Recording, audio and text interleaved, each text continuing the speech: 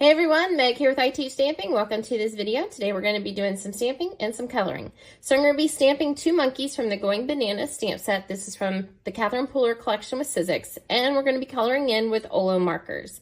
So the thing to note with OLO markers is there's many different ways to use the markers. For this one, I'm going light to dark. So what I'm starting with is my lighter brown. So this one is going to be my 4.3.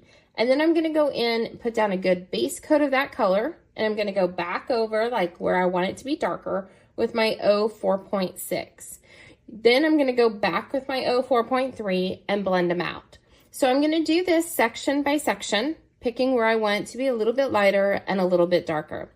I prefer to work section by section. You don't have to. This is another way that people can make the markers work for them. This is just for this technique, how I have found works best for me.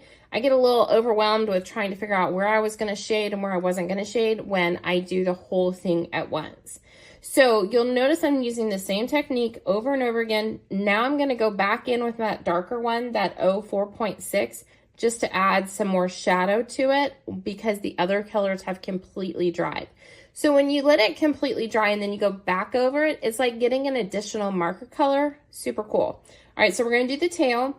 I'm still staying with those same two markers, the 4.3 and the 4.6. And when we get onto his face and his ears, we're going to add in a couple more colors, but not a lot.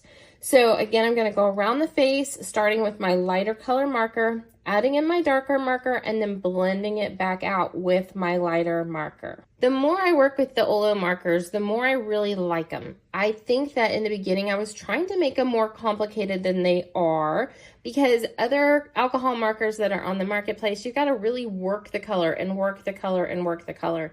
And so I found I was using too much color rather than, just going with the easy route. And I love how beautifully these blend out. So we're going to do both of his hands and arms the exact same way. And then we're going to move on to the ears. When we go into the ears, we're going to add in another O color and do it kind of the same, but a little bit different since we're going to be adding in that third marker. The third marker I'm going to bring in is lighter. So this is going to be my 4.1.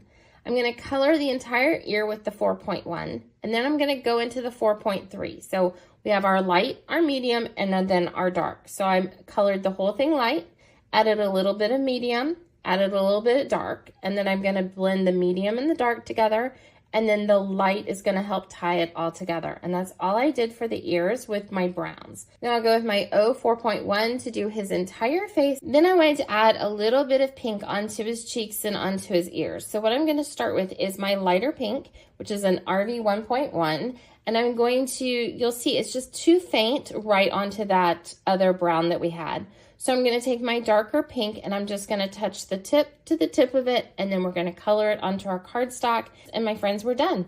Let me know what you think. Make sure to like and follow I Teach Stamping for more ideas and inspiration.